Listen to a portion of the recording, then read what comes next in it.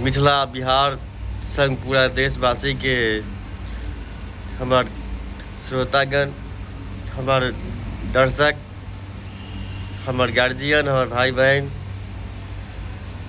सब गोटे के हम गुंजन ठाकुर नमस्कार करे छी और अपना चैनल पर मैं स्वागत करे छी।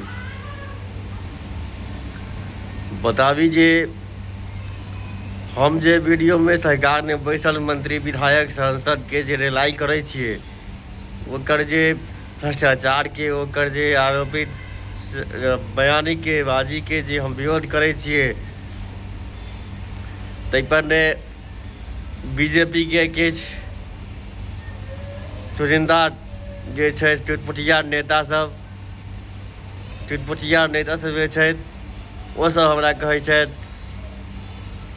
जे विरोध अहाँ करै छिए, ठीक छै विरोध अहाँ करियो, लेकिन पक्ष और विपक्ष दुनू तरफ के जे लोग छै सबके विरोध करियो।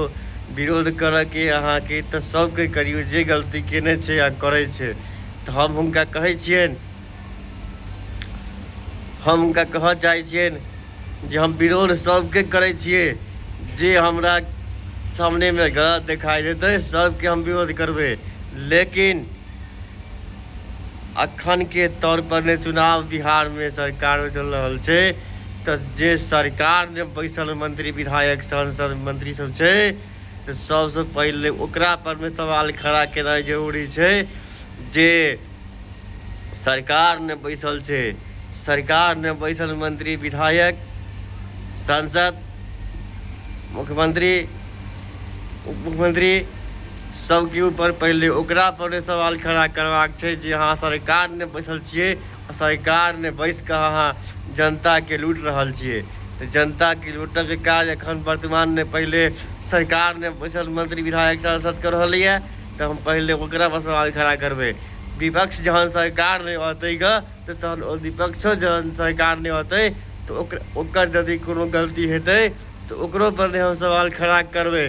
कियाकि हम कोनो एगो पार्टी के कोनो हम प्रवक्ता नहीं छिए, हम कोनो पार्टी के प्रवक्ता नहीं छी जे हम अपन पार्टी के हित में बात करबै और दोसर पार्टी के विरोध करबै। हम एगो आम जनता जे कोनो पार्टी के नेता नहीं भकर नहीं कोनो प्रवक्ता छी नहीं मतलब अथी छी।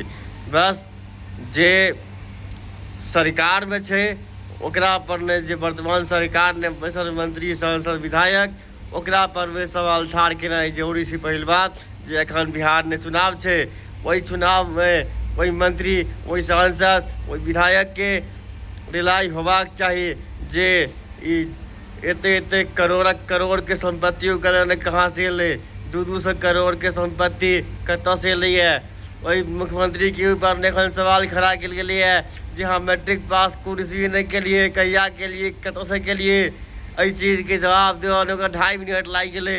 मुख्यमंत्री उप मुख्यमंत्री जे छथि सम्राट चौधरी जी, हुनका एगो 10वीं पास के टाइम और ईस्वी के बतेबाक, वही ईस्वी बतेनाइ कहिया पास के लिए और कतऽ से पास के लिए बताने में उनका 2.5 मिनट लगले, तैयो जवाब देनाइ भारी पड़लै। तैयो जवाब नहीं देलखिन जे हम कहिया पास केलहुँ और कतऽ से पास केलहुँ। लेकिन हमरा सबके एगो सर्टिफिकेट हमरा सबके एगो भेटलै जाहिमे ओ बस किछु नहीं छै, किन्हे नहीं छै, 10वीं पास किन्हे नहीं छै। तो बात एना छै। तो अपने सब गोटे से आग्रह जे वीडियो के अधिक से अधिक शेयर करियो, जी वीडियो ओतऽ तक पहुँचे जे वो आदमी छथि बीजेपी के चुनिंदा भक्त सब जे कहै छथिन जे पक्ष के और विपक्ष के दुनू के विरोध करबाक छै।